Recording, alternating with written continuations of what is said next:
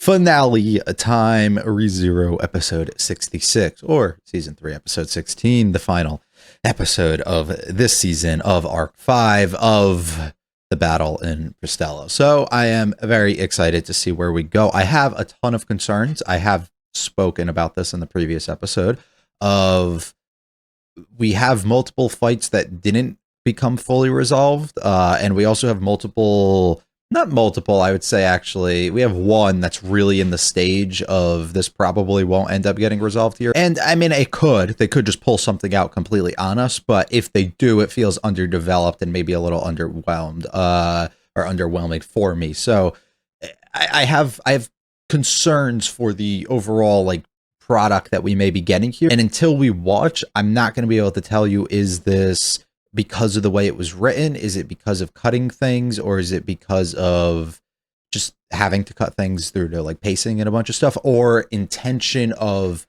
putting potential like good stopping point wrap up of this into beginning of next season type of thing, which they could also very well do. So very interested, I guess, to see what exactly gets presented with us within this episode, and how exactly we are able to complete a majority of these fights. Betty arriving just screams victory on our like part. To me, it just says that's kind of wraps, so I'm not really too, worried about where they're headed with that. The Julius and Ricardo fighting Roy is the one I'm more so like, I think we have more that we have to focus on here, and I don't know if a single episode gets me to feel that, and it almost feels like we should have did a little bit more build up with the gluttonies. So I'm a little cautious, I guess, for how exactly they want to handle that. Plus, on top of us all coming back together, discussing what exactly went down, and then answering any questions that were potentially brought up earlier into the season and wrapping things up nicely as the other seasons have done,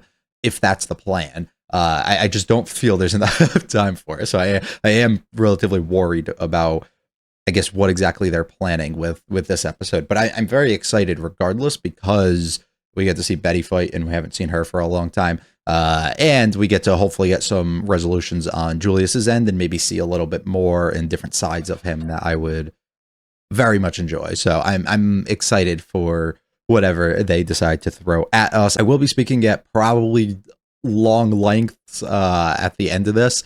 We'll talk about the episode, do a discussion if you want to stick around for that. And then after the episode discussion, we'll talk about the season as a whole. We'll talk about my feelings towards certain things I like, things I didn't like, what I'm excited for going into the future, maybe potential concerns about going into the future, what we might have story-wise, what we might have, to maybe go up against and face at some point, if they've laid groundwork for that to come at some point. If they haven't, maybe go into a variety of those other things. So I'm excited for that. That might be a little longer than we typically do, but I love the series, and I want to speak at length about a bunch of these things, and just stuff that has really been on my mind that I didn't feel necessarily fit within the discussion up to this point throughout each episode. And I feel like it would be better packed into one kind of episode as a whole. So without much more yapping, if you like it all, like and subscribe. The my feel free to stick around for the discussion. Limited comments for this episode of series. Stick around for the end of the episode discussion for the other discussion about the series as a whole. And without saying much more, let's get going with the season finale of Arc 5 of Season 3 of rezero.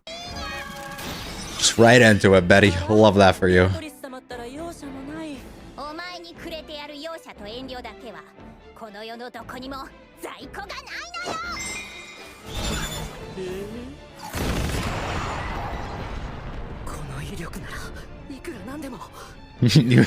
You'd assume.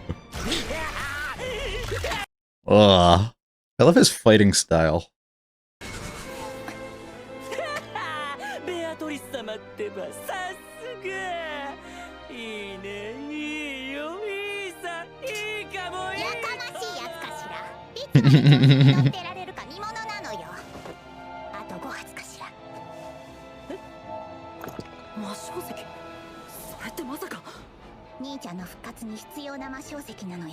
Oh.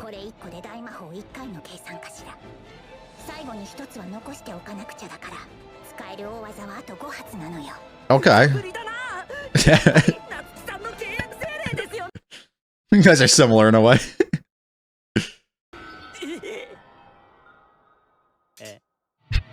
Didn't work. Oh, there.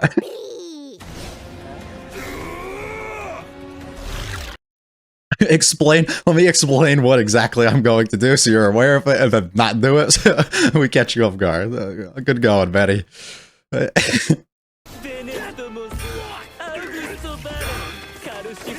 Just knowing what all your boys about to be doing.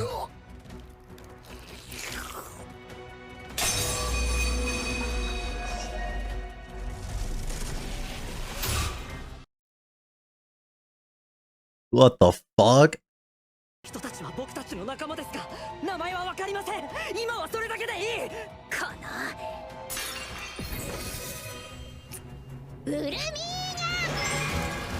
Fuck all this magic shit.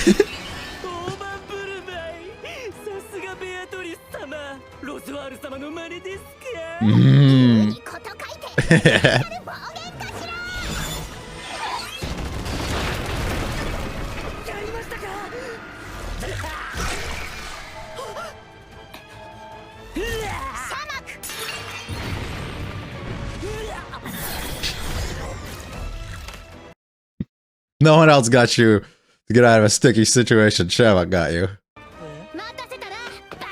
Welcome back. About time.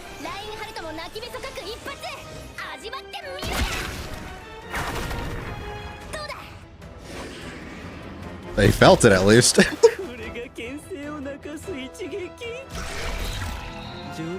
I guess we got lied to. Incoming Reinhardt.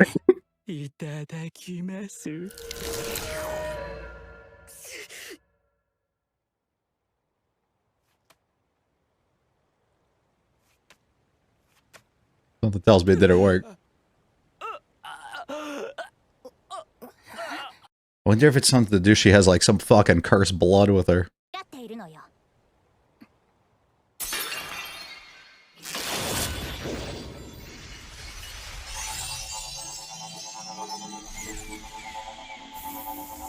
That's a lot of power. We had to use 2.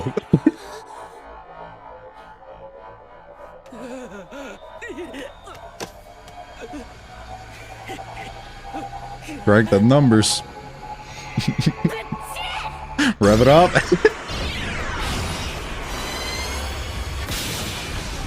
I think I see why Reinhardt would feel something. Yeah. Yeah.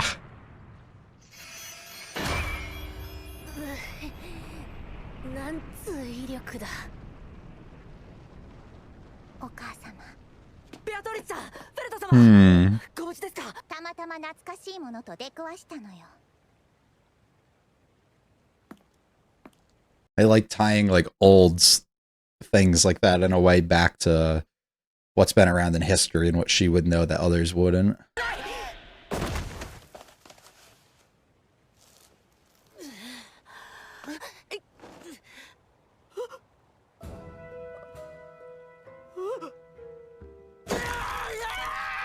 Oh.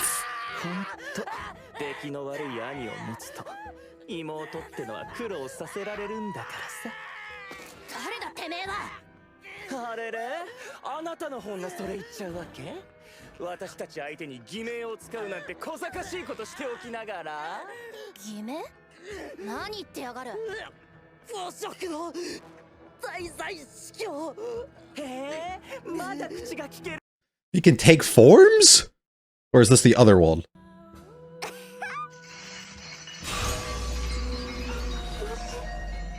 So we're just...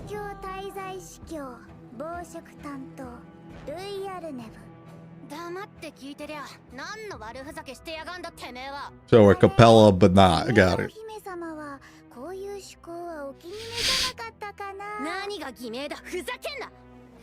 They did call her that too, yeah. Right. So she just doesn't know?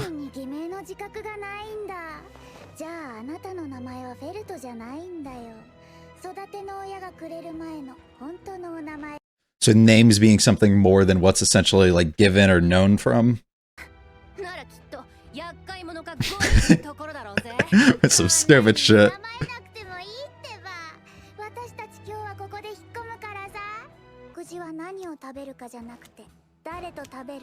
なのにさ。てめえ。ダイナストラサルディ、ガストン。どうする？まだ戦う？それともこのまま見逃す？ I think that answers some of the questions I had too about the knowledge that each obtained from it.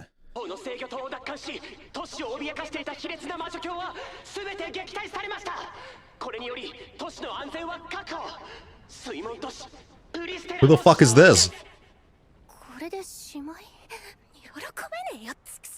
Kiritaka's the only one I can think of.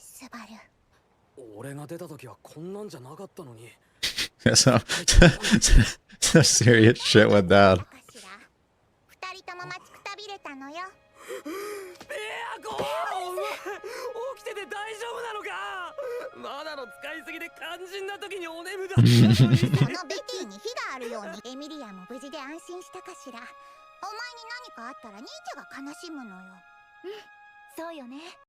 Speaking of, ever gonna see him again?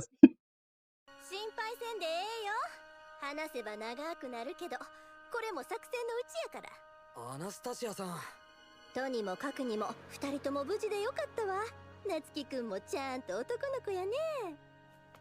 スバルは男の子よ。その評価も気になるけど、他のみんなは無事なのか？全員ちゃんと戻ってるよ。欠員なし。うちらの勝ちや。I have lots of questions. よかった。ガーフィールも見た目よりずっと元気みたいで。元気すぎるかしら。ちょっとは怪我人らしい方が静かでいいのよ。おお、ガーフいた。ああ。てめえ、人の上ではしゃいでんじゃん。ミミおちょんに言われてんの。男はなんか尻に敷くのがいいみたいな。で、しやれやれ。ベアトリスちゃんの言う通り、怪我人らしくしてほしいですね。なんだ、いたのかよ、おっと。最初からいましたけど。This whole arc has been going through with that. しばらく歩くのに難儀しそうですが、ちゃんと治るそうですよ。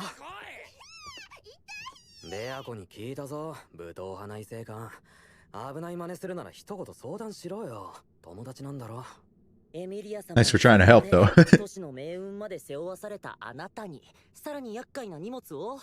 僕は自分の友達にそんな押し付けばっかりするつもりはありません。リシラ様が滞在司教の一人を捕らえたんです。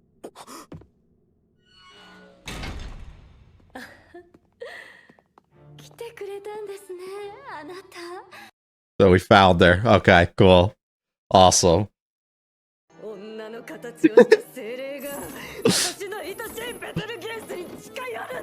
it's not even him. I like how like abilities and like names and stuff is like what we're attributing to a person more than like other aspects that you typically would think would make it up, you know? So they could come back. 分かりきった話をして照れ隠しだなんて本当に可愛い人ですね、あなたは。お前たちの目的は何なんだ。 I told you the demands. Also, Otto, you got more to explain about the Tomb of Wisdom here? 連中の考えなんて知りたくもありませんが、私たちが都市へ集ったのは Right, as expected. また福音書。なんだってそんな本の言いなりになってるんだ。お前らの大好きな嫉妬の魔女の復活に役立つからが。勘違いしないでください。勘違い？私が愛しているのはあなただけ。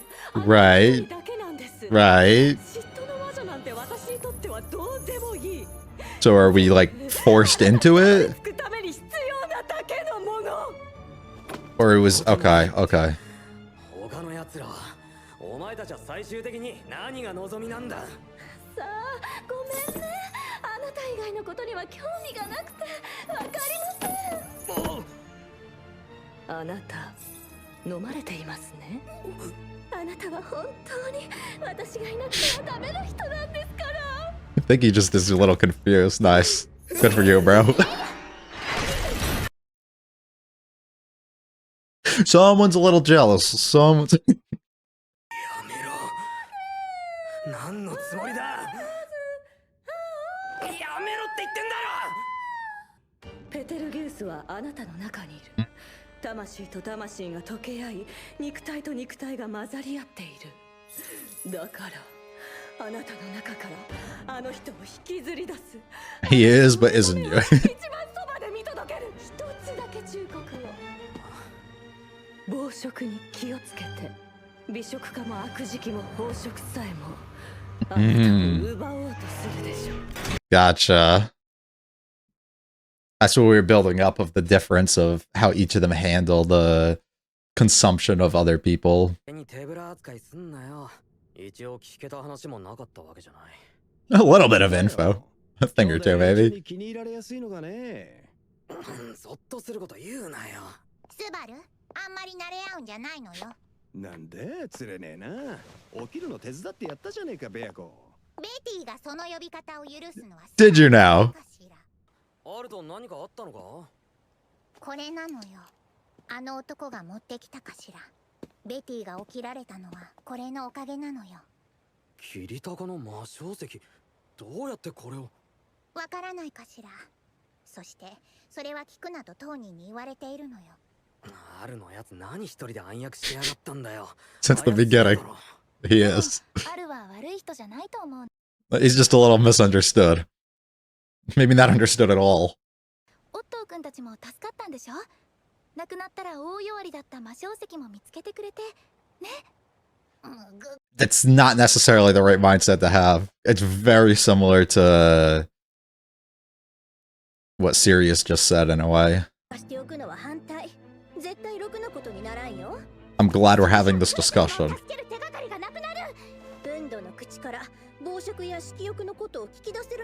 No. Aside of the initial interaction, probably not. 俺はフンドから話を聞くのが全くの無駄足になるとは思わない。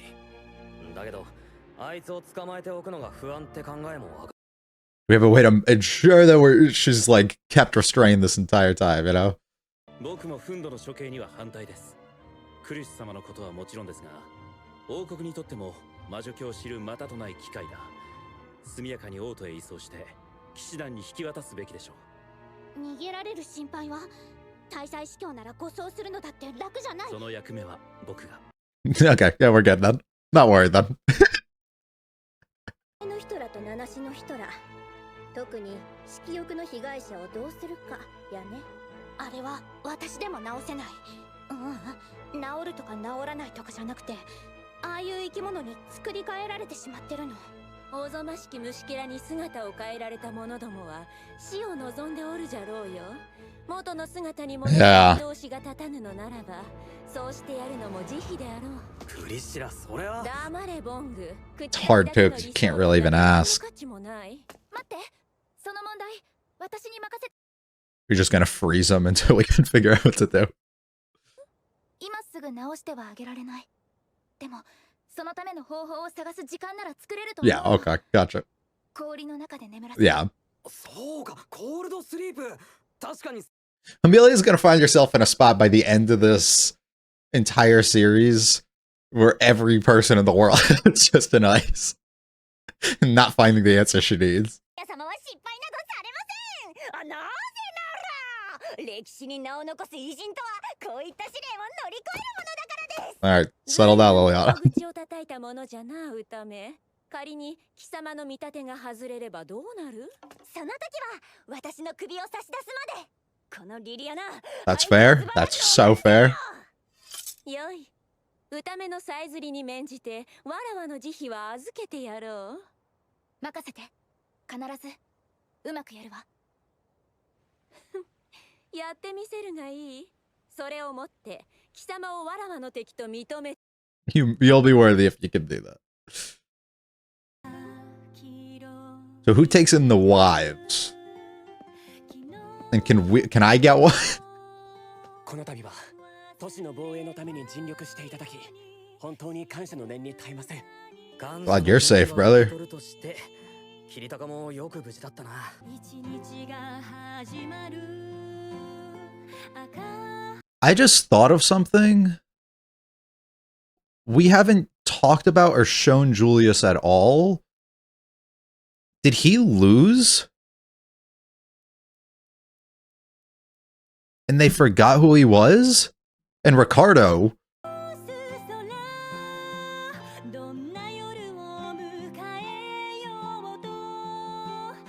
That'd be such a good way to off-screen it.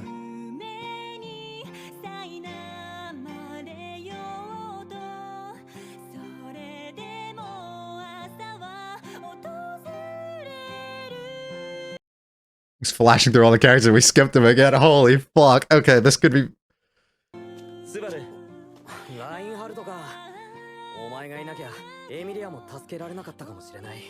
Probably not. That's the goat right there. Look at him.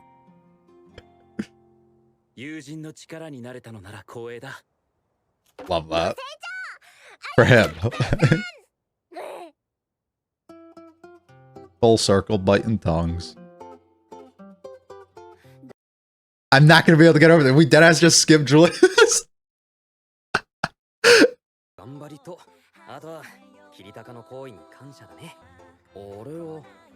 Look at them. Look at them.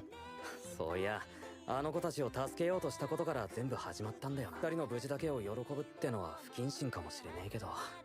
喜ばなくっちゃ。だってスバルとそれから私たちみんなで頑張ってやり遂げたことだから。だな。Gotta take any positives you can really get. Okay, so I guess he's fine. Julius, though. けど腕一本で済んだんは奇跡みたいなもんや。まあ気にしすぎんなや。な。ああ、そういやユリウスはっているじゃねえか。なんだよ心配させんじゃねえよ。They're gonna get another. Who's Julius? But he's here. みんなが忙しくしてる時にフラフラしてやがんだよ。スバル、君は私のことが。あ？どうしたのスバル？取り込み中？もうユリウスが変なんだ。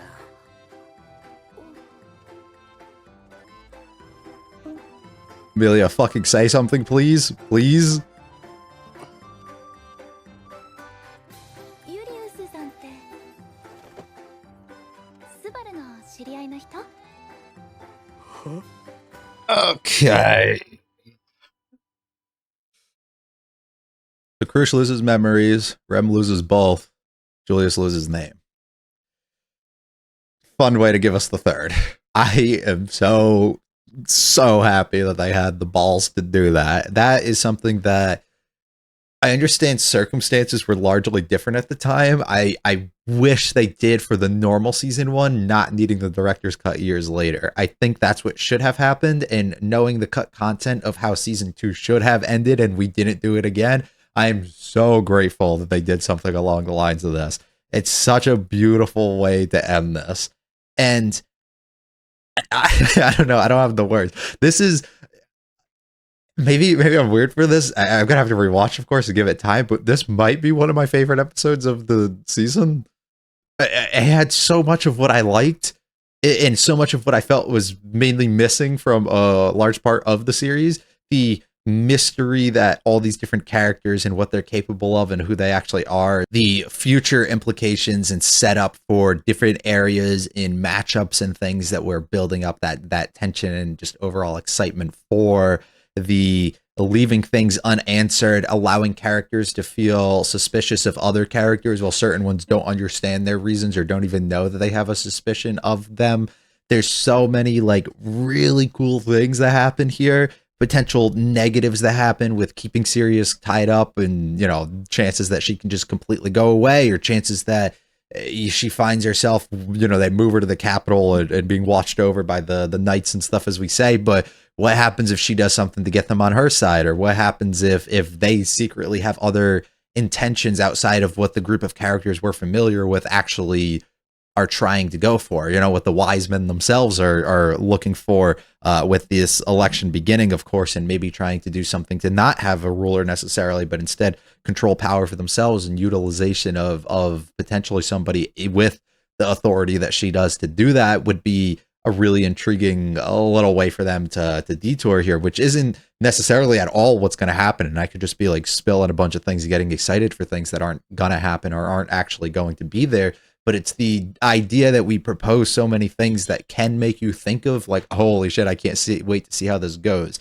And I think it's so much was packed into this episode. Luckily, no OP or ED to allow that to get a full 24-minute runtime here and let that all cook up nicely, I think is so good. It's a weirdly transitionary kind of arc, which is interesting because I felt this was going to be not that. I felt this was going to be the big moment of every character having their moments to come together and create this bond that we end up having, that let's just overcome what we assumed at the time to be our biggest trial that we'd have to overcome here, which still technically is, but to leave it so unfinished in a way is so cool. I don't necessarily love, I guess, the idea that we have to go through all the episodes we did to get to it, but it is a story that has to be told at the end of the day and played out in a way, and we can play around and set up a bunch of things even early into the season, of course. So it's not the wrong thing to do. It's just, I think I had expectations of it being something that it actually wasn't intended to ever be.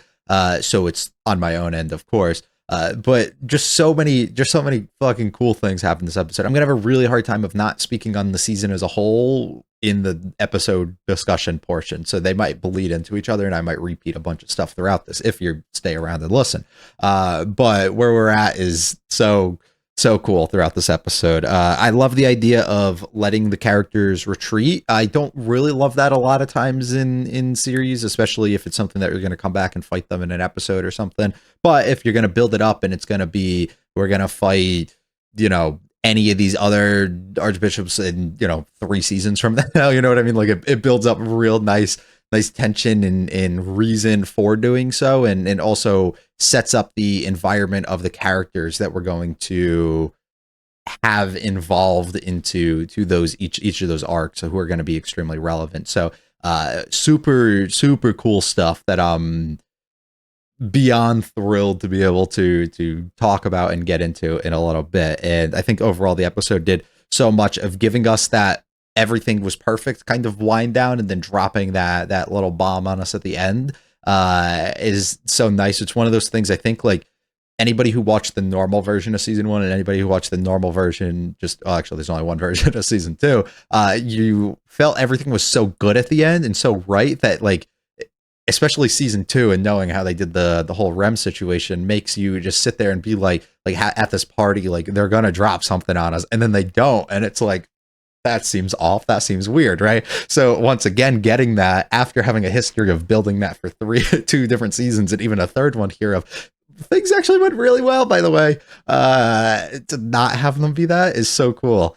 It gets me so happy for what exactly is to come. I just gotta go through the episode while we do this, because there's no other way I'm gonna be able to not bleed things through here and properly word out or format what I want to say. So Betty comes in here. We'll get to her reasons for showing up and everything a little bit later on. This fight goes as expected for at least the beginning part, with Betty being extremely strong and being able to kind of counter and overcome a lot of the stuff that's actually happening here. Gluttony doesn't seem overly strong, while knowing that he definitely is. But that's how we built her up at the previous season and in her entire role here. So it's fun to be able to get her back in action and stuff, though. And while not fully explaining it, giving us enough of the reason of these different crystals being what she can utilize to continue a little bit onwards here. I love the playing the joke here, and using it as a way to buy time for everybody to set him up. You have strength in numbers in a way, and it comes to pay off at the end when we're able to have somebody be there to hold him down and not let him flee, which is great, and utilizing the abilities of everybody else to throw him off guard, to not be really anticipating what happens. And this works well too with him having Rem and knowing Betty doesn't necessarily mean he's going to know what happens, because she's never actually seen Betty in action, which works extremely well for us, of course. This I don't fully get.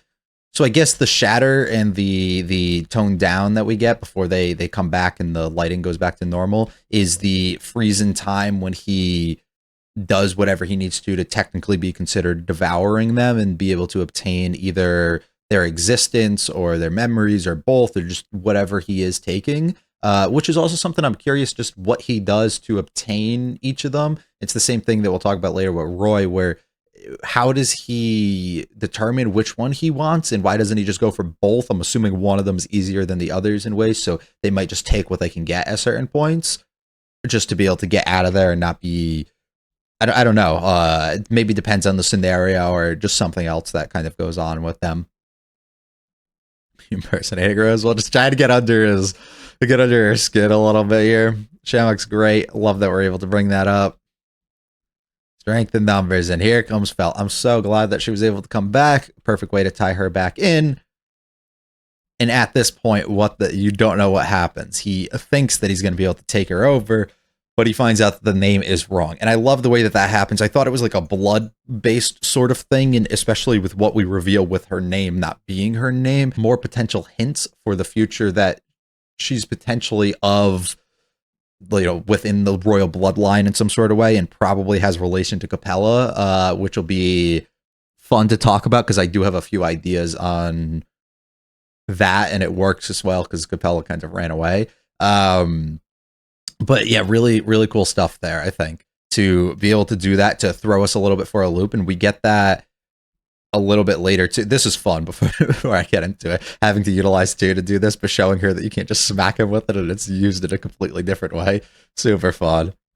Not going to be able to get away. We have the strength that we need until we decide, let's just fucking destroy and kill Otto here using a fake name. So the fake name stemming from her not being aware that she has one. And I like what we do with this. It's similar to what Sirius kind of talks about a little bit later. The things that make up what a person is and who you actually are. Are you, because of everything that accumulates to make up who you are? Are you because of just the essence of your soul? Is it you because of the abilities that you have and the strength that you possess? Is it because of simply just your brain and the knowledge that you have? What are the aspects that directly make you who you are? In Felt's situation, she's not Felt according to the Gluttonies because that's not actually her name. Providing the name to be the thing that is what gives you who you are as a being in some sort of way,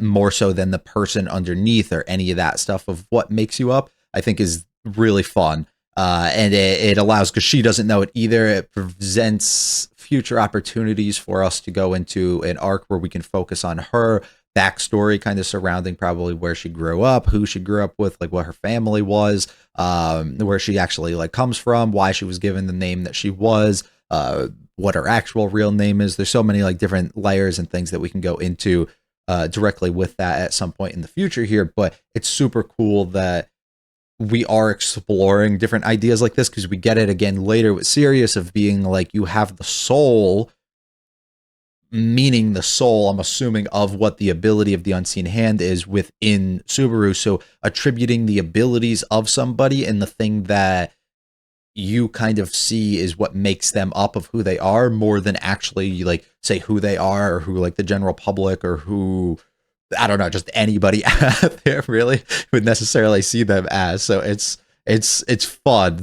I could definitely word it way better than I am, but I think it's a really fun idea to present that then leads us into what a fourth season could be, or even a future one past that, of having each of our characters have to go through finding themselves and who they truly are, more than outside of the guy who ends up becoming in and being the hero. Why are you the hero? You're the hero because of all the things that you've done, or because of who you actually are. What is you? Who are you at the core, right? What it is that makes up of you, and how people kind of perceive you in a way to become what you actually are, versus maybe what you see yourself as, and then which one of those is the real you at the end of the day too. It's really fun stuff. It gets me super excited for where we can go. This simple conversation and little wrinkle here with Felt and her name presents and opens the door for so many opportunities of super cool options for the author to go in for,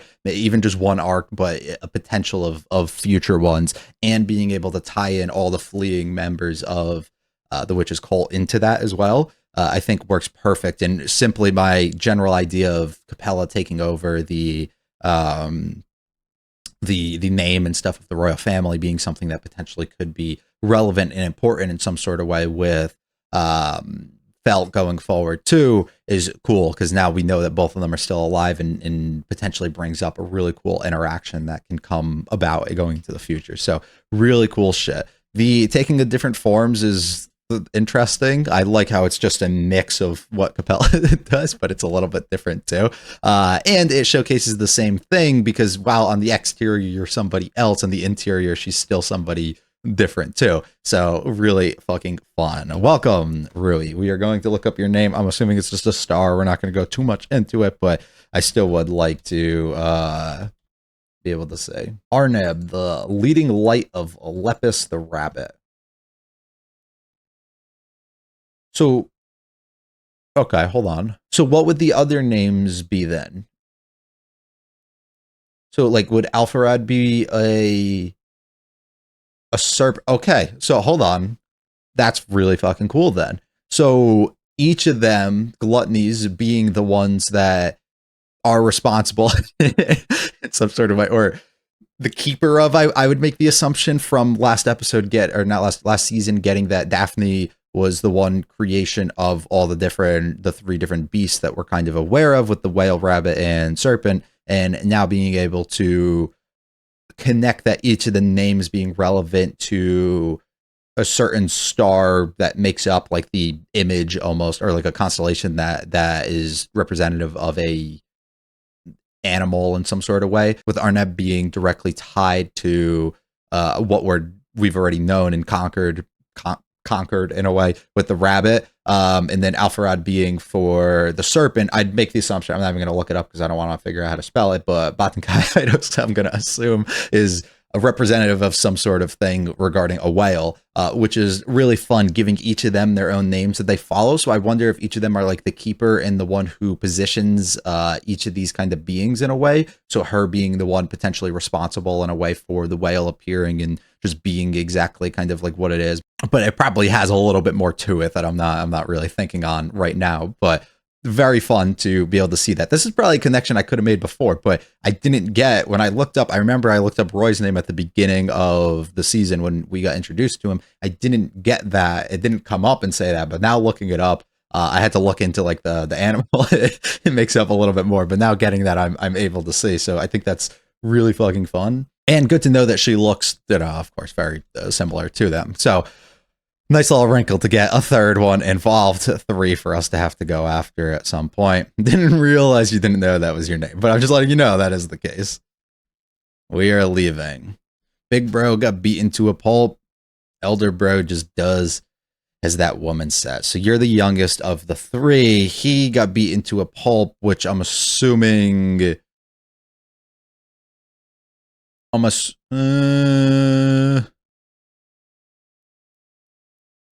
I don't know. Now I'm confused because we didn't see the Julius fight, so we don't technically know if, he was successful in obtaining his name by the end of it, but he didn't, like, he just got really fucked up along the way. Or if we're talking about because of the blast and everything that Lai had to take, we're talking about him as that, and then elder brother being the probably oldest one on top of that, doing whatever that woman says. I'm very confused by. Maybe I shouldn't be. The only women that we know that would be directing them in some sort of way would be Daphne, which can't really happen. Satella, I guess. But even then, like, that doesn't really add too much. And then Rui herself, which I don't know why she would call herself that woman, so I don't think so. Am I thinking or missing on somebody? Could Pandora be an option, or am I fucking all the way in left field right now? I don't know. This line's super cool.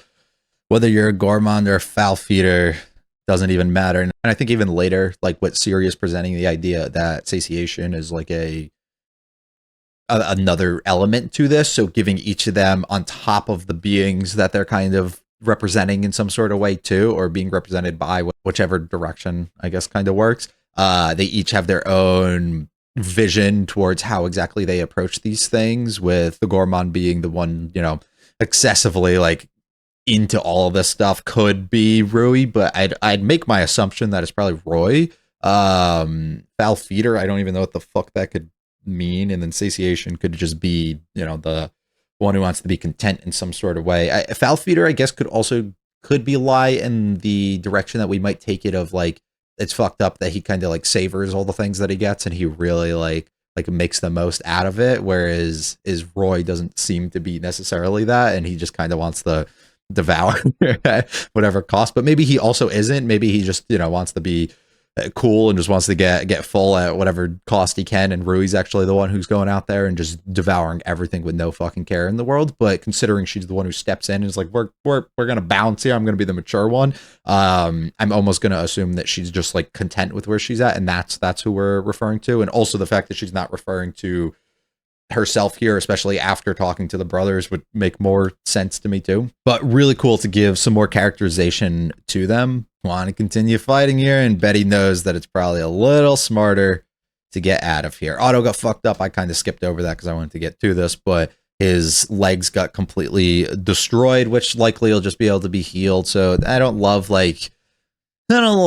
when we do that to characters, just to do that to characters, not to be able to, do something that matters in the future. Like Subaru having this fucking dragon blood in him changes visibly what we see on him, whereas like Otto's going to probably be fine. He's just going to wear pants and cover it up in the future and be able to walk again. Like, doesn't seem like it's going to be too much of an issue there. I guess it also could just be something where all of our characters go towards a new direction and he like heads back for being able to heal and stuff going forward too, to give him some time to separate from whatever this arc is going forward will be. But at the same exact time, I'm not exactly like in love with us necessarily doing that stuff without it being like real permanent things that we visibly get to kind of see. Like Ricardo losing a hand is kind of a big one, Subaru having a leg that looks the way it does and a purple fucking hand is a very big one. Like these are permanent changes that we visibly will kind of see that aren't just things like it feels so, for lack of a better word, like shonen-y, right? Where you watch a show and most of the time the characters will get like completely like destroyed and bloody, but like nothing about them changes by the end of it. Realistically, they come out of the arc completely fine. They might have like one thing and then they get like a scar that gets put on them, but it's like, I don't know how much that really does for me or realistically does. We get a message over the intercom. I'm assuming Kiritaka, but I don't know entirely, saying that they're good, which is crazy because we just off-screen Julius's fight entirely here, right? Can't be happy about this, and they're able to get away. It's the argument of trying to figure out, we literally let 3 of them not die. Technically conquered one and killed the other, but 2 of them definitely getting to run away, and 3 of them still coming out of this alive. All this destruction and everything that we did, how worth it was it? And at the end of the day, having to take the positives, of course, Amelia brings up towards later when you see Luzbel and Tina and being like, we gotta take these things and be kind of happy and proud of what we were able to overcome and get. And even if we only, took out one of them and they're still roaming around freely, maybe not all freely, but some of them, we're at least positive that we were able to allow them to see another day and continue onwards and be able to put that smile on their face, and know also that we were able to protect them and we were able to save as many people as we did, because had we not been here, things could have been really bad. Had we not fought, things of course could have been bad. So trying to find the positives in the things that occurred. And there's Betty just not knowing why the fuck she's up. I don't know why he didn't just ask and he just assumed that she was good or whatever until we get the Al stuff later. And here comes Miss Sus herself. Her and Al love being suspicious. Mimi's good. Fun time seeing all of them together. Otto getting forgotten, of course. And wanting to be a part of the group regardless of what everybody else has going on. Priscilla captures Sirius. Nice to know that they didn't just be like, oh, she got left in the water, haha, and then she's going to show up later and it'll be like, what the fuck? Like, knowing that she probably didn't die and we were able to find her, I think is good. Wanting this solely for Petalgeese, which is fun. This is such a interesting idea of like everything that happens in this conversation. One, I guess first we should talk about is we didn't even touch on Otto with the Tomb of Wisdom, the person that he was intending to bring it to. If we have somebody who can decipher it and do all this, none of that got touched on. So hopefully he might be out for the count here with his legs for the next arc, and then they can just let him sit back, kind of like how Ram and the rest did back at home, and he can just stay there and he can study up and figure out the things that he needs to while he's there. And I think that would make a ton more sense and be able to work, but at the same time is a little, I don't know, I just wish he explained it a little bit more. But this is fun that they're all operating under their own, we want to do this. They're asking for things in a way that are what the gospel says, that are for the Witch of Envy, but they're not intending to do it for the purpose or benefit of her, or for the benefit of the potential resurrection in a way of her, right? This is all operating on our own, is doing what we have to do to take us to the point that we want. It's the promise that was secured essentially through Echidna in season 2, not secured for us, but could have been in the second season, stating, I will without fail take you to the future that you desire, right? The one that you want. But at the same time, sacrifices may need to be made along the way, but we will get you there at the end of the day. It's just, there's no telling how exactly that will go about. And it feels very, very reminiscent of what that could have been in this scenario, where each of these people have been essentially had their lives taken over and given this second chance to be able to follow this thing that's beneficial towards somebody that they don't give two fucks about, but will lead them to what is promised of, I'll be able to allow you to reunite with this person, or whatever anybody else's desires and scenarios are, which we don't fully actually know. It gives them that chance. Pedalgi seeming to be the outlier in this, where he's the one who did want to go and meet and be, approved of by her, and that was his end goal, was doing the things for her and getting to her, while giving us the false impression that all of them were operating in a way like that, and likely none of them actually were, each of them having their own individual kind of sort of things that they were doing. Same thing with Regulus getting to see, he allows him to obtain his wives and live with his immunity and do all this stuff for even longer, as long as he kind of follows through and does exactly as asked. So same thing likely for these other characters, which I think is a fun little thing to see, that they weren't necessarily what maybe was kind of expected of them or thought of them from the other characters. Overwhelmed, or you can't live without me. I love Amelia being like, back off my mans, and fucking hit him with a big old ice hammer. She hit him with the mallet part of the pickaxe. Nice. And then she starts singing. I thought at this point, we've toyed with the idea that she's likely Fortuna in some ways. So if that were to be the case, I thought maybe we would get like a little glimpse of like Amelia being like, what the fuck? Like, I recognize like this song or something that's being played, or it was something that was played in the previous season and I forgot it. But that wasn't what happened. As she said, she just learned it. So I don't understand if this is just her way of being creepy or coping with kind of what's happening in I don't know. I don't know exactly, or if it like was some sort of like verbal spell she's able to place on you by doing this. But it was the framing of not showing the front of the characters and only letting Subaru move in this scenario that gets me really interested. Once again, you have his soul. It's kind of gone into you. He is within you. And my goal is to drag that out, right? Her taking the ability that was the authority that was actually him, when in reality we know the version of him that was before the authority of what we perceive to be not maybe that. And it's fun to be able to to kind of get that once again idea that everybody's perception on who you actually are versus what you are underneath all the layers is entirely different, and what makes up of what you actually are might be different of what somebody else views it to actually be too. Let's leave. This woman is a fucking mess. Yeah, and once again, she says to beware of them. They will all attempt to take you away. Nothing to gain from this. As if you've done this before, Hal. Do not be too friendly with them. Didn't I wake you up? Calling her by the nickname too, and being all like, only Subaru is allowed to do so. And then immediately given the good old thumbs up we know he likes to, and also being very happy about the safety of Amelia. This is what got me to wake up with the magic crystals, the things that we were here initially for being able to obtain. And I'm assuming, I could be wrong, but I believe the whole idea of that was a vessel in some sort of way for Puck to kind of be able to reside in, was what we were kind of looking for, but instead we utilize a bunch of different ones for giving life back to Betty in a way. 1, how did he attain it? 2, why did he know that this would work? 3, why didn't he want you to tell anything? What the fuck is he plotting? So many questions. He continues to be overly suspicious for all the right reasons, I guess we should say. I guess it does tie up in a way, though, for him being potentially responsible for being the one that all these people had died and stuff too, like all the 10 members and everything, and all the bad things that have been like being set up and put into action before anybody's kind of aware of it within this city. So I guess it also could tie directly into that. I don't think he's a bad guy. He could have just done all this stuff. You know, he did all the positives and the good things for us.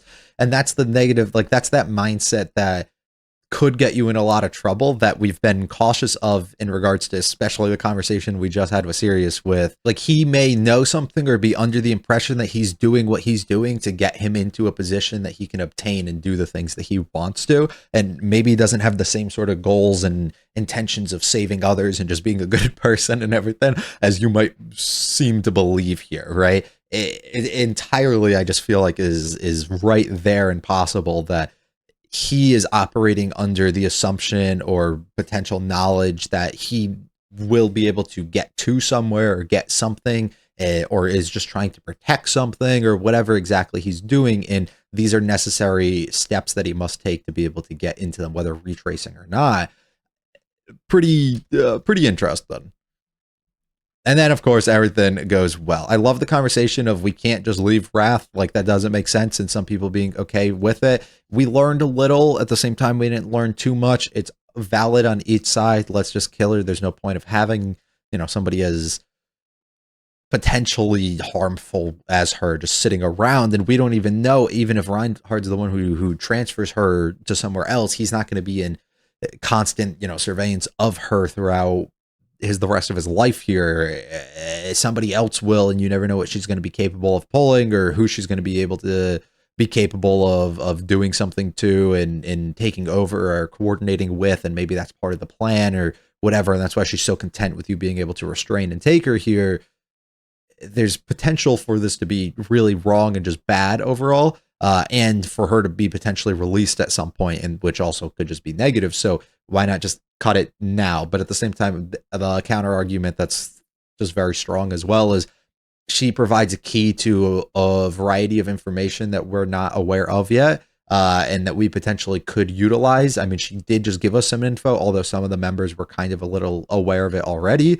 That could be very important going forward. Doesn't mean she's going to give it to us, but using her in some sort of way, fuck it, torture her, you know. Just I don't know if that would do anything, but you gotta pull out all the stops before, you know, you end up having to do away with her. So Reinhardt takes over and he's like, all right, let's let it be. Now what do you do with all the fly folks and nameless folks? Everything that Lust, as in Capella, has done to them, we probably can't heal. We can't turn these people who turned into whatever the hell they did away. And then once again, another difficult conversation to have, the one that applies to the real world in some sort of ways of, you know, based on what happens if a tragic accident occurs and, you know, some form of disability occurs to you, or something happens where you're on consistent life support, or you're in just a state that is essentially half or less of what you actually were at one point.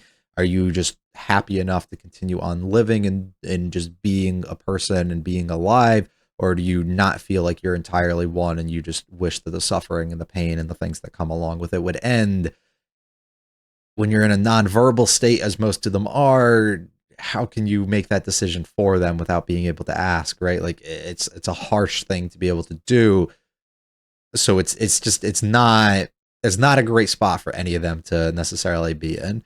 And trying to come to the terms of what they do and trying to keep themselves safe and just do what they think the most human thing for them to do is not an easy task at all. So Amelia proposes, let's just fucking freeze everybody and do what we want. Like I said, I do get concerned that going forward, she potentially can keep using this and then find out that it was wrong, and then she just kept these people even though they're in like a state of just void in a way. They suffer still by not being able to be put to rest at that prior moment. So she could be in a really rough spot going forward if things turn out negative for her. And we play some music. All the wives come. I'm assuming we'll take like Sylphie and she'll kind of be a part of our camp. But I'd assume most of the other wives will split off and go probably with like Reinhardt or something, just because he seems to be taking fucking any and everybody in that he can. So I feel like that might happen. Glad Kiritaka's okay. And everything seems good. We get flashes towards all the destruction and the harm that has been caused to everybody, the potential rebuilding that has to happen, and the safety that they were all at least able to find themselves in to see the other day. I'm very happy that Reinhardt found a friend here. We come full circle with her biting her tongue once again. Get to see the lives of those that you saved right in front of you is probably such a beautiful and wonderful thing. Continuously not showing Julius through all this. Oh yeah, by the way, Ricardo's okay. He did lose an arm, but wish we did get to see that. Maybe we can through some way. I think it would be fun if we defeat Gluttony at some point and get a flash of the memories being brought back into everybody, and then being able to see what actually occurred within the fight. Well, maybe not necessarily being the most important thing. I would just like to see what occurred with the blast that happened and what Ricardo had to do that ended up causing the loss of his limbs and stuff here. Wondering what you're doing, and Julia's just looking nervous. You know who I am, as nobody has been able to figure him out. And Amelia, once again, with the white background and the light shining in on her. Do I want to do this to him again? Trying to like tread very cautiously. Does not want to put Subaru into a state that he's feeling like he did before. So she just smiles and nods. Ah, poor soul.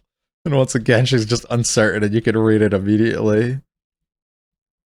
Are you a friend of him? Boo-boo? Are you? What a beautiful fucking way to end that. What just an awesome way to wrap things up here and to leave you with a fun cliffhanger to get you excited to just, I'm thrilled. I'm excited to see what's to come. So as we end the season there, let's take a look back at the season as a whole, and I'll provide some of my favorite times. I know where I get to give you the things I liked and didn't about everything, and question a bunch of decisions, and for the good and bad, and what's to come potentially, and what I think has been set going forward, what I liked and didn't. So this is a very hard season, and this episode changed a lot because of how excited I came out of it, that I really do need more time to reflect on it. But I do have enough thoughts on, the other 15 episodes as well, and even with the inclusion of this one halfway, I guess I can say, that I would like to make a note of. But to be honest, it's very confusing. I don't know if that's the word to use. This season is the host of the most and best looking animation that we have seen up to this point within the series, the most consistent as well, I should say, in the overall quality and product that we were able to get as a result of that. And overall art from it comes out just being so much superior than anything that we've had before. The highs are higher than anything we've had before. The average is much higher than before. I like the character designs and a variety of other things too, much more than I had in the previous seasons. We also get to see the most action and fighting within a season, the most villains, the most just everything for the most part. But at the same time, is pretty easily my least favorite season of the show. So how exactly do you get to that point? I think what it stems down to is the overall removal of not necessarily feeling as much like a mystery and something that's strongly character driven. This was the results of what we have built up in 2 seasons. So the overall product that you're supposed to get and how the characters are supposed to act is the product of what has actually occurred up to that point. And it makes perfect sense for what it is. But I personally love the mystery that all these characters are shrouded in, and that the story that we get to kind of tell of where did this come from? How did you die this time? How do you get around this? How do you survive this sort of loop?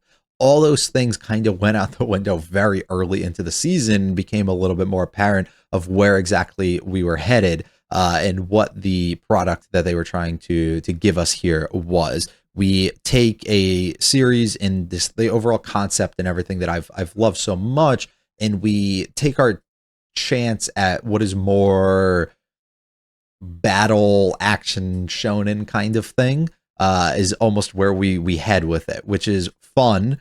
And I don't necessarily, like, I don't mind that we get this, but that's not my genre to begin with. I don't particularly fall in love with a lot of those shows, because I feel most of them lack real strong substance. And while I think this one in ReZero itself, it does a good job, at least within the season, of trying to mesh the two into something, it still does miss the mark on being able to combine the two really well. I think it does each of them to different extents, but it doesn't do one or the other to a point that like really elevates it. I don't know if that's the right way to say this. So you can look at other series, for example, right, that have some of the best animation, most intense and just awesome fights to watch and just overall action. But that's kind of what it has. The story's mid to absolutely nothing, right? And it's not fun for me to watch. That doesn't get me going. It doesn't do anything for me, right?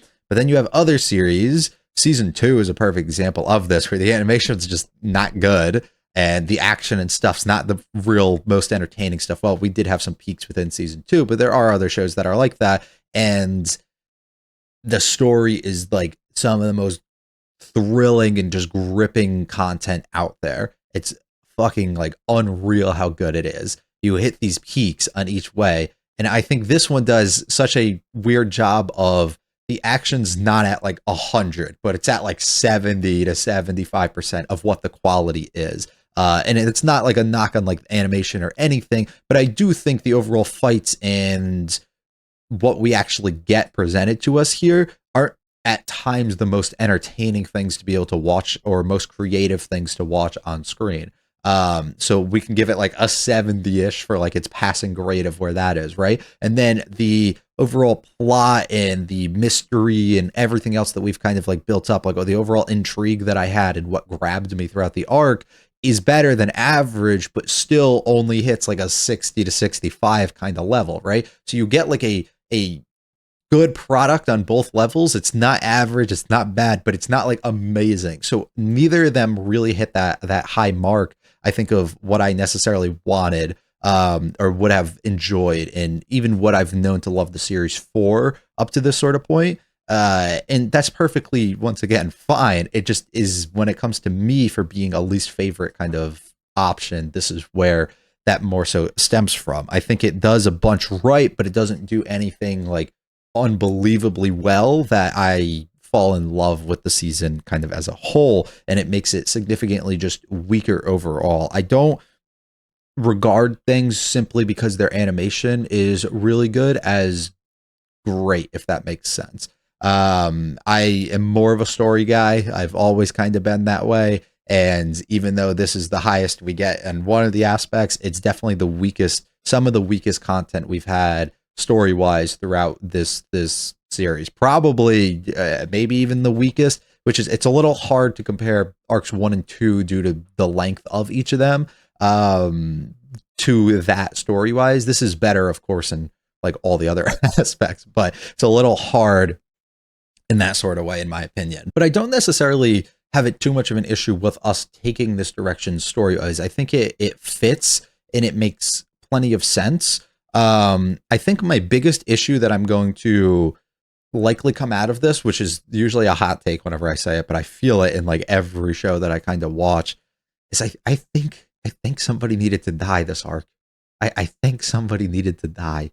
I think the permanent scars, potential permanent scarring that occurs with the loss of Ricardo's hand and the issues that Subaru takes on of being a part dragon now, right? It gets us halfway there, but it doesn't fully get us to what I think would be kind of needed. Outside of the break, after like episode 8, 9, after the regroup of everything, the arc as a whole kind of feels goofy in a way. There's moments that are intended to be serious and very important, with Wilhelm and the Teresa story, and even Liliana getting her moments, of course. But the actual contents of the battles never came off as, oh, what the fuck, this is about to be bad, what's about to happen type of thing. It was more of, it's pretty obvious who's going to win. And even if at the end they did throw us a little bit by letting people retreat and not just having a full sweep, we still technically didn't get defeated in a way really by any of them. So the overall threat of what these characters have been seemingly built to be throughout the few seasons prior doesn't really hold itself too strong once we actually engaged in the actual battle. And that is something that makes me feel kind of weird. And I think to provide a stop taking this shit so like as it's goofy in a way, and it's just not something that you have to be too serious with, I think the necessary thing would have been to do something and allow one of our characters to get defeated and die would be the only way that I can put that, because get defeated in a way, Julius did lose in a way, but it's not the same, right? The scars that Otto takes on is not the same as taking the loss of a character from the story, the lasting and permanent impact on something. It's just not the same. And I think that would give the viewer, the reader, and the characters within the show let's take this shit to like the ultra extreme next level of serious. The characters, it's a little more difficult to pass on because you could tell they weren't just fucking around at all. But I do think, and maybe I'm alone, but from what I've seen on like Twitter and stuff, and even through comments and stuff you guys have left, it doesn't seem to be something that I think a lot of people were like taking really serious. It's like when you watch a show and you know the main character is not going to die, and if they do, it won't be till the end because like they're the main character, right? Like you have to put that in the back of your mind. Like we can be cautious and like scared for them a little bit, but at the same time, like they're just not going to end up dying. Or when you watch like the really big name like shonen series, right? And those ones, you know, for the most part, the main cast isn't really going to have a death until probably later into the show, if they do have one, or if they do, it'll be like at a like middle or early point of the story as like a tone shift of like how they're going to approach things and kind of go about things going into the future. And I think that would have been really strong here. I think it works just weirdly in this one because I don't think our characters are being portrayed or feeling like they don't know that we can lose the life of somebody permanently. It just more so comes off to like the audience reading it. It might not be presented in that way. So it's just, once again, weird because I think to the characters in the show, they are taking it very serious, but to the viewers, it doesn't maybe come across in that sort of way. And it takes away from an impact that could be something that really resonates with them on a different level, because we have the optimistic hope that somebody like Rem will come back, right? And that we'll be able to get her through a defeat of Gluttony. And once again, we have that with, if we defeat them, we'll get Julius back, right? And even maybe potentially something of figuring out ways to revert what's going on with Subaru. But at no point has there been like there's no going back from this. The no going back from this moment occurred when Subaru realized, I can't go back and not let this happen to Rem. But he still has the mindset of, we can save and do something and I will get you back in the future. But we don't have the, I can't go back and let this happen. We also haven't had to explore that since the declaration of not using Return by Death overlay too much, right? And the consistent message that he tries to get across at multiple points of these people who engaged in the battle, say in the lives that we lost of the White Whale or whatever, were prepared for their life to be potentially lost. I don't think that there would be anything wrong with us showcasing that Subaru's okay with letting people move on and pass without him having to use his ability to just see if he could end up saving them.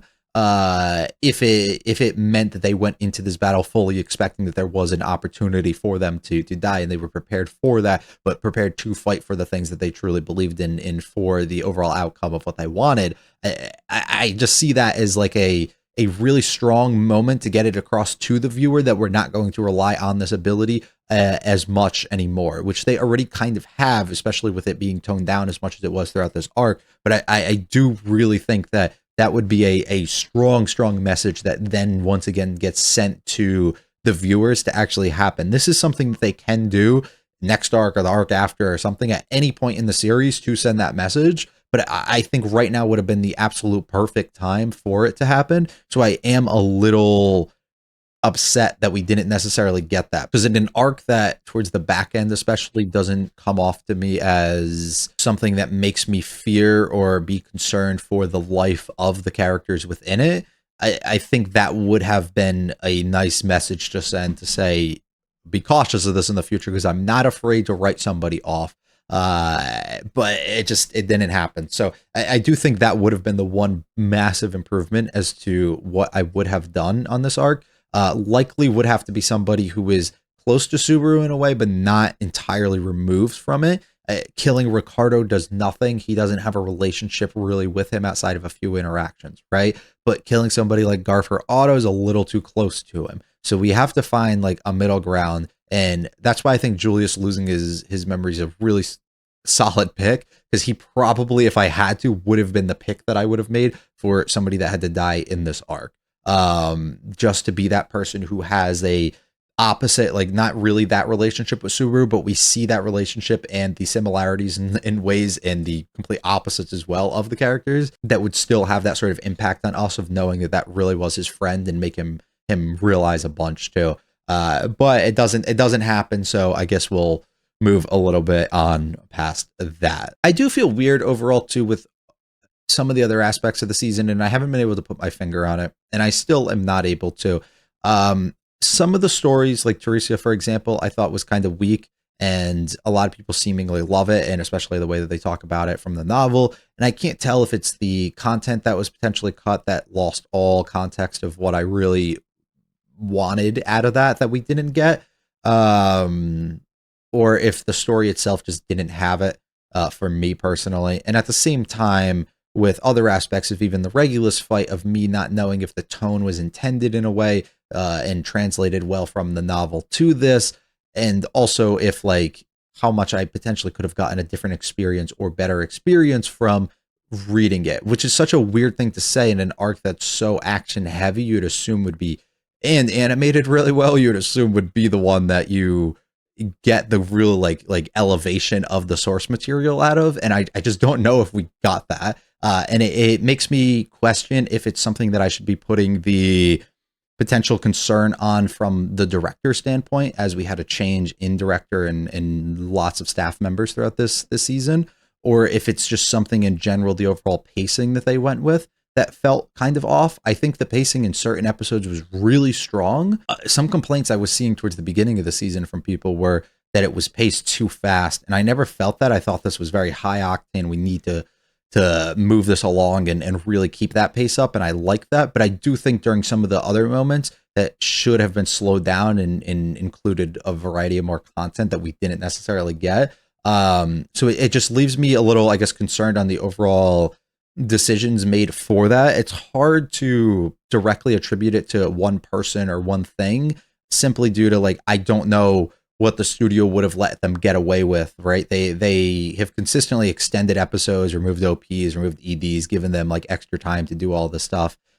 But once again, it gets to a point where they got to make money, and you cutting the OP and ED and ad space and everything and having to buy that stuff out consistently isn't sustainable. So you got to understand that like I can't put the blame on like the director or anybody else that was working on this and being like, he didn't fight for us to get more time. Like, we don't know, right? Like he could have, and they could have had to make cuts and do things that they thought was the best product at working with what exactly they have. So like I can't attribute it to any of that directly, but at the same time, I will make that very known that I do think that the pacing should have been stronger in other areas, especially in the second half of this core. The first half I think was really strong for just keeping things going, but this one I think needed to slow down on certain moments, and it wasn't on those moments that I think I would have desired to expand on them a little bit. So I don't know. It's a little bit weird. I do think on a whole with the season, it's still really just good and and strong. And I enjoy it definitely. It's always great to get more of your characters and just the story that you love so much. So there's no complaints, of course, that we are getting more content.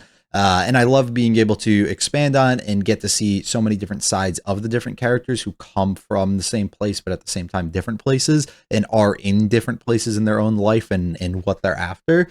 Because it does open the world up so much more to where we're going to head with each of them and what we like follow and all that going a little bit forward.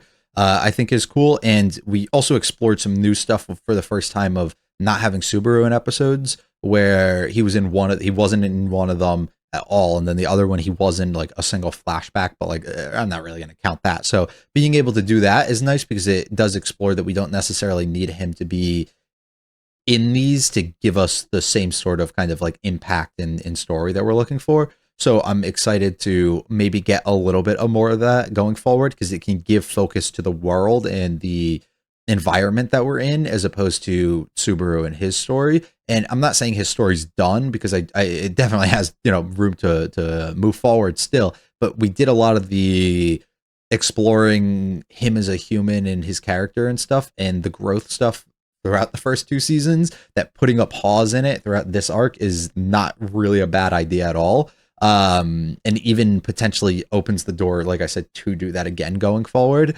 and not need him to be that person, that shining star on screen that will be our human that we can kind of root for and the growth that we want to see out of him. So I think it's fun to be able to explore that and open the viewer up to opportunity this might actually occur again. I think it's great that we got more Reinhardt. He was really just awesome every time he's on screen. I love how much of a cheat code he is.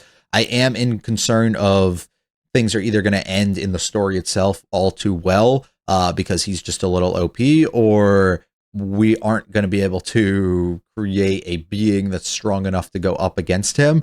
But Pandora exists, so there is plenty of potential, I guess, for that to actually still end up happening. It was also great just to see all the other candidates and check back up and see exactly where they are. Love getting the archbishops and getting the variety of them throughout this season. I think is really fun too. Being able to see the differing personalities and how they don't really work well together, but they do all have a thing that they directly follow to probably get to their goals, which is explained to us in this episode. But from the beginning, being able to see that they did have that when the clock tower went off, we know this is the time that we get serious and we joke around and just do all the shit that we want to in our own time outside of that. So I think that they brought a lot of life to them. They're very difficult as characters to build up, because Betelgeuse is such a strong character that it's very hard to really top him. I think they did a good job at building future threats that all comes kind of out of this last episode, and just Capella kind of running away and not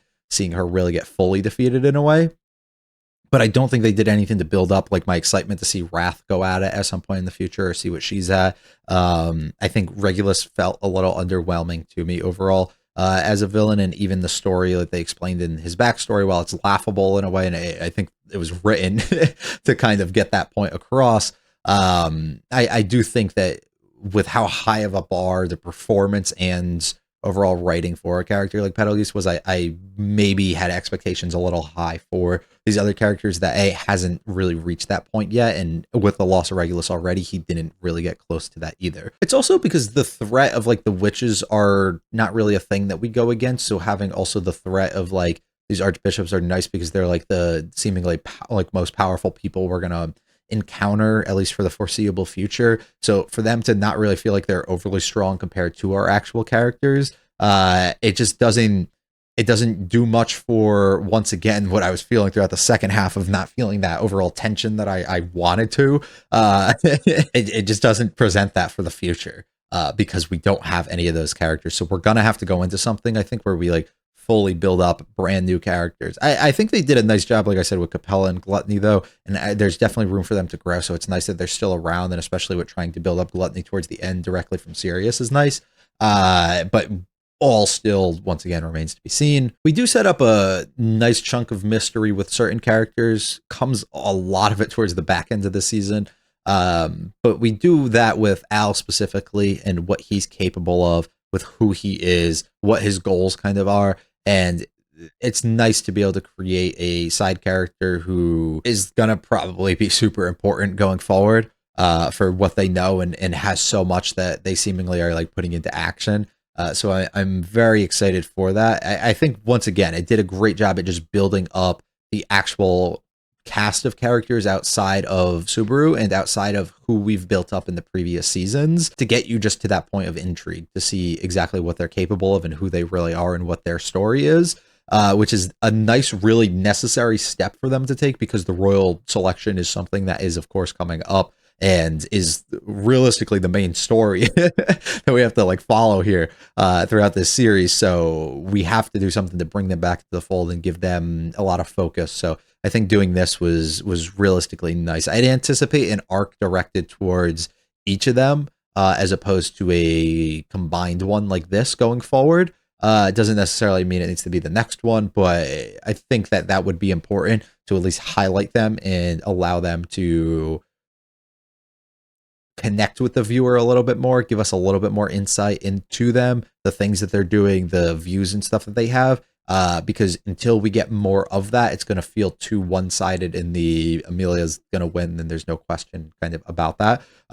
So I think we do need to explore them a little bit more at that point. But I think this is a nice, really solid and strong reintroduction to what a majority of them are plenty capable of, removing somebody like Krush from it, giving a little bit more and providing potential likability. I enjoyed her to Priscilla throughout all of this, while still needing to obtain a bunch, but then having the cast of characters that are surrounded by them, being Al and her scenario, be so mysterious. And then even on the other end of having somebody like Anastasia, who's so intriguing and mysterious and not knowing anything, and even bringing up Felt's name and stuff. So giving a lot of context extra to these, giving a lot of potential storylines and just plot lines for us to go down into the future with each of them is welcomed, very welcomed, I would say. So I'm thrilled by that. If you couldn't tell through my reaction of the episode itself how excited that made me feel. Trying to think of what else. There's always so much that comes back like a couple days later or on edit that I'm like, I don't even talk about that. So I'm definitely gonna regret not necessarily doing it, but I'm just trying to think. The OPED stuff was cool. I like how we got them kind of alternating throughout each of the episodes and didn't really get both of them at the same time. The OP song's an absolute banger. I don't particularly love all the visuals within it, but it's definitely an awesome song and does the job. And I like how they were slowly like unveiling like Teresia and like other members throughout the OP who are kind of hidden, of course, under their cloak. So it was nice to do that and get that like subtle changes as you reveal that stuff within the series to not necessarily spoil it. The ED was visually fucking awesome. The overall lighting and the highlights on the characters were so cool. I think the style fit extremely well. And great song once again. So it fit the mood as well. So as soon as like a certain scene would happen and that song would come on to end it, I think was really solid, and I enjoyed that quite a bit. I'm very grateful and thankful for how beautifully, animated this kind of was as well, with even having episode 13 be the actual highest peak I've ever seen the series get, and I couldn't be more grateful that we had that. I hope Vincent comes back and works on a future episode or moment within the next season and the next arc. That would be so welcomed with open arms, and I'm glad to see. I did a little research, not too much into him, but seemingly as somebody who was kind of upset and destroyed when working on One Piece, they kind of took away a majority of his creativity that he was trying to have, and it seems like he got a majority of that back, and was very, at least his Twitter post that he had about working on the episode seemed to be a positive experience for him. So I do hope that gets him excited enough to want to come back, and the overall putting the anime more on the map than it already was, because so many new people came in and saw his cut. I think is so good. And I'm very excited to hopefully have him like feel the love that he received from it and want to be able to take part in and work on the series for potential moments that come a little bit more into the future too.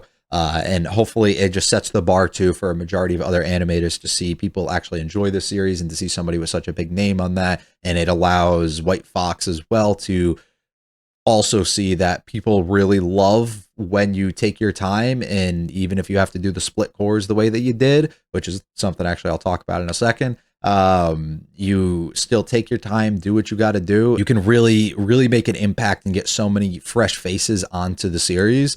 And hopefully they invest more time in that than trying to speed up the production and rush things out in ways that it's just not great at all. And it turns out to be a product like the overall quality did in season 2. So hopefully they do see that, and it allows them to want to go out of their way and pay some of these big name freelancers and get them in to actually work on very, very strong moments throughout the next arc, maybe, that definitely could use the recognition and ability to become even more mainstream and high selling of a series. It's only beneficial to them when you get that many eyes on it. More people sign up places, you're able to get more money from the deals and the things that you do. You're able to sell more merchandise and Blu-ray and everything to get more attention to that series. So I just don't see a world where taking your time and fully investing in something that has, especially when it has action, isn't something that you should be doing. It's something I've always felt weird about in a majority of series that kind of squeeze them out, and why productions are as weak as they sometimes can be, and why companies are so fast to like, we need to make money, squeeze this out now. Like, you're gonna bring it in and it's gonna be more quality for you in the long run if you bring in all these names and get this many people hype and talking about your actual product. There becomes a point where you can get too many at times and you can waste too much money on the thing that it's not going to be able to bring in.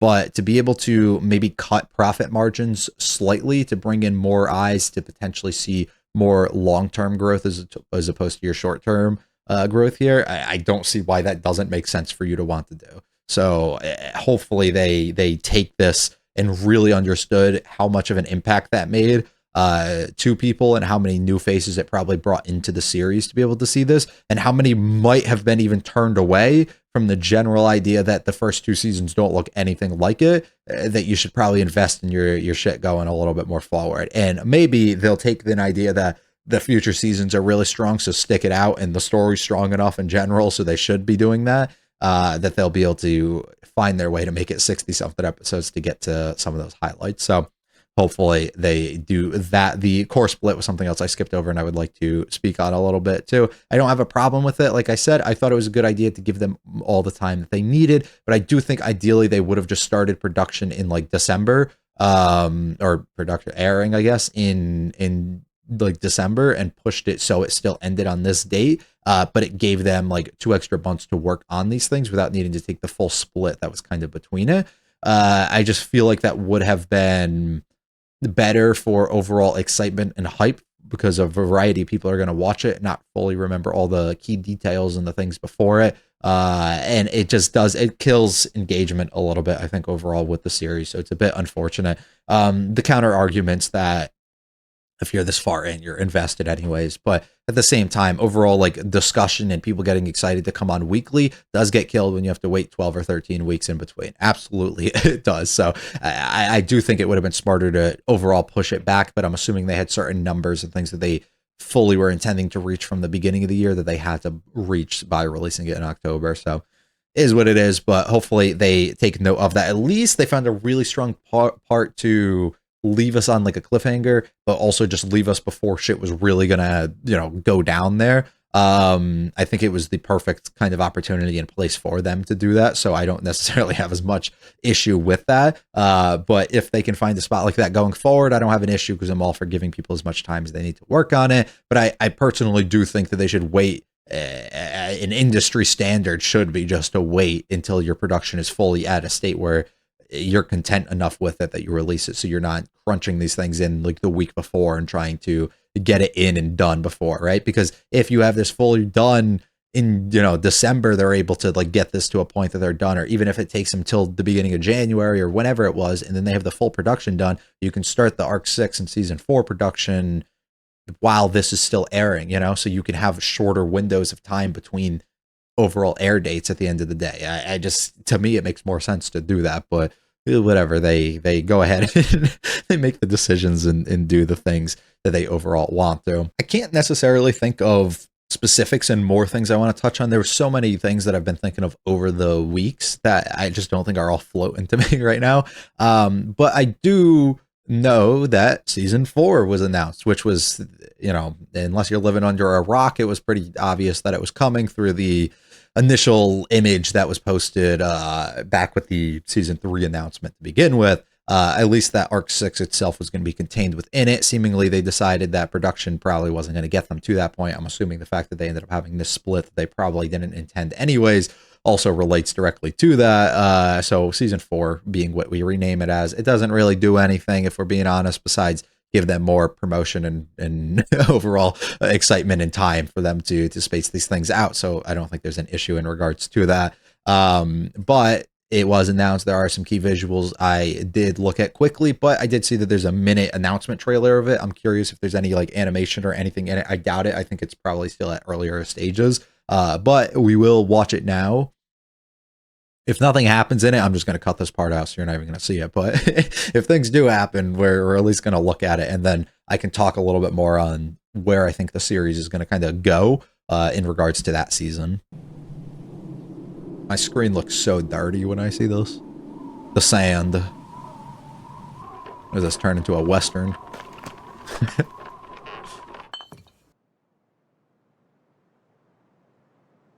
Yo. Milk. あったかいの。 I love the outfits.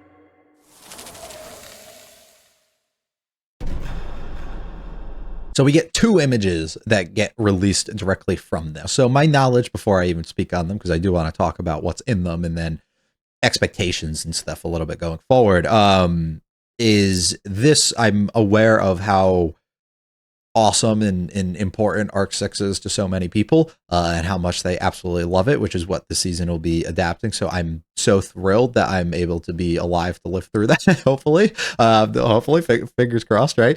I'm absolutely excited for that. This is a arc that I don't really know anything about. The only things I've seen is Subaru wearing the outfit that he is wearing right now. So fully awesome that we're able to get him to finally fucking change what he's wearing. It took them long enough to do it, but I'm so thankful. He looks great, and I absolutely love that. And I've seen the Rem in the wheelchair. I've seen the, what is it, volume, I think 21, I think it is. I've seen that cover. One of my friends absolutely loves it. He thinks it's hilarious that she's they prop her up and push her around in a wheelchair. It kind of is, if we're being completely honest. So I love that, but that's really all I know. And then I do know that it consists of a tower, which you can see slightly in the background there. That's for the most part, I think, the extent of my knowledge, at least from things I'm seeing in this image. Meili we see in the background. I think that's Meili, unless that's, I don't remember what the girl's name was. She was in when they had the big, like, moment at the end of season 2 and they were hosting like the event for the victory party and everything that we had. She kind of looks similar to Meili, so but I feel like this is her. It's fun to see the cast that we have here. No auto here, so I think that would make a lot of sense for my overall understanding or predictions that I had of we have to send him back so he can get like healed and everything, and we're going to go on a journey and do stuff kind of without him. I think makes plenty of sense, actually. So I love that idea. It gives him time, and it gives us a little bit more development that we can do on his schemes and stuff towards Roswaal. And it also makes sense that we do regroup with Ram, so we're probably going to have a little bit of a moment between them in the next season. Being able to have her here is awesome as well. I absolutely adore that we brought her along. I don't understand fully why we decided that we need to bring her and Rem around, and also putting Rem directly in the middle here doesn't make too much sense for that. So assumption, I guess, here would be that this is going to be an arc, especially with the warnings and things through Sirius towards the end and the introduction of Rui, that Gluttony will be very involved in, and the potential defeating or at least doing something for Rem getting memories back would be the primary reason for her being here. Whether it's she has to be around them at the exact same time, or whether it's just they want to know if it'll work if they end up defeating them or something, that she's able to get it. These are like what I think this image kind of screams to me, because like, why the fuck would we bring her if that's not where we're going, you know? But at the same time, I guess that doesn't fully make sense, because Krush isn't here unless we have Krush laying down inside of like a wagon, like one of the wagons or something. But even then, you'd assume Felix would be here. So maybe I'm off completely on that, because it would make sense her and Julius being here, but now without Krush, I'm starting to second guess fully what we're getting here. But I don't know. Our normal cast, no, Garfield's interesting. I wonder if it's also just the injury and he needs time to kind of rest. So we're just taking all the people who kind of came out of this fully unharmed, and they're going to be the ones that we utilize as our force. Ricardo being gone would make sense because of the injury. Reinhard didn't really get hurt, so I don't know why we wouldn't bring him, but I guess he probably has to. He's probably going to bring in all the maids the wives, and Felt probably just doesn't want to be involved in this. And same thing with like Priscilla and Al, they probably all good. Also, I guess that would make sense. They don't personally have an attachment if Gluttony's actually going to be here. They not being here would make plenty of sense, I think, for that. We also got this other image, which does consist of all the same characters, except for a new one in the top left who I am aware of who they are, at least the name of them. But this image more so just tells me exactly what we have kind of seen before. That is Melee 100% though, so that definitely confirms what I was thinking there. And you see the tower again in the background. So that's the extent of what I kind of know, and I think what I would theorize directly off of what we end up getting here. And I think that'll just be fun for us to go into. I still don't get the overall idea of we have to bring Rem with us and what exactly that would be for, and why Krush wouldn't be here if all members would be needed for that to be the case. This doesn't also have to involve Gluttony, but it just seemingly would make the most sense with all the hints and the things they kind of gave us, especially towards the end, and why there would be no overall focus on like doing anything with Sirius or doing really like anything with Capella and stuff, you know what I mean? So unless we're going in a whole different direction and we're just going to encounter new mysteries of people, but I'm not fully sure on that. But I'm absolutely thrilled that we're able to even have an announcement of this other season to come. We pray that the wait time isn't like 4 years, but at the same time, if they needed to cook something excellent, it is what it is, and I'm not realistically going to complain. There's probably plenty more that I want to talk on, but just I can't remember right now, you know. I've been recording for a little bit here and I don't got it in me. So we'll head back to it at some point in the future. It'll all be things I speak on before the 4th season actually begins. It'll be this season alone. I think I did like an hour or 50 minutes or something of me just talking about expectations and previous seasons and other stuff and my love for the series. So I do believe I'll probably be doing that again whenever 4th season does find itself to air. And we'll talk on a bunch more things that I'd love to theorize on that I didn't necessarily cover or talk on at this portion. So hopefully you guys absolutely enjoyed this season and enjoyed my reactions and me yapping a bunch of nonsense that probably didn't make much sense or was stupid, but I appreciate you for being here anyways if you somehow made it all the way to the end. This is a series that's so important and close to my heart. So the fact that I was able to experience a brand new season week by week with all of you guys watching and me being able to do reactions and discussions on it means a ton to me, and I cannot wait for more of it to potentially come within the future. While it wound up not being my favorite season, at the same time, it still has a lot of great highlights and moments, and I got to see the characters I love progress a little bit more, group up, learn a little bit more, and be intrigued in the world a bit for what is to come going forward and potential arcs and setups that they ended up doing here. I'll likely, okay, let's hold me to this, you know, if anybody's still here and you remember this in like 5 years, whenever the next season airs, hold me to it. I'm going to read the arcs 1 through 5 in the novel. I'm going to do it. I keep telling myself I am going to do it. Before that season begins, I must have every single one of them done. I don't read novels. I do not do it ever for anything because I hate it. I'd rather pictures. I don't like the words. But I will do it. I will do it. Not that it matters, but I would like to reinforce some of the thoughts and feelings that I overall had on this arc and on what is potentially to come, and I think like overall direction and my feelings on just like what exactly like the tone that was put through a majority of these arcs, if I feel that while I'm reading, or if things are displayed in entirely different ways, and what I like and don't like that was entirely cut. I would like to go through and do all that. So I think that'll be on my list for what is to come. So if you are here and hearing that, hold me to it. Absolutely. I do not think I have anything else to say. If I do remember, I'll come back in, but we're probably just going to let it breathe for a little bit. Once again, thank you for joining this journey all the way, especially if you made it up to this point in the video. If you liked it all, hit the like and subscribe. They do mean a ton, absolute ton to me. We are switching format on the channel a little bit here, where I'm going to stop seasonals for the time being. I'm testing some stuff out, figuring out ways of growth, ways of getting other series done, and also easier on me to now have to sit down each day and get an episode edited and recorded and done in that one night to then get it up the next day. It's just a nightmare. But we'll see. Sequels are probably still on the table for us to come back and do, and especially ReZero always has a place in the heart for it to come back and a spot on the channel. So thank you once again for joining. I hope you guys have a absolute wonderful time. Until next time, you guys have a good one.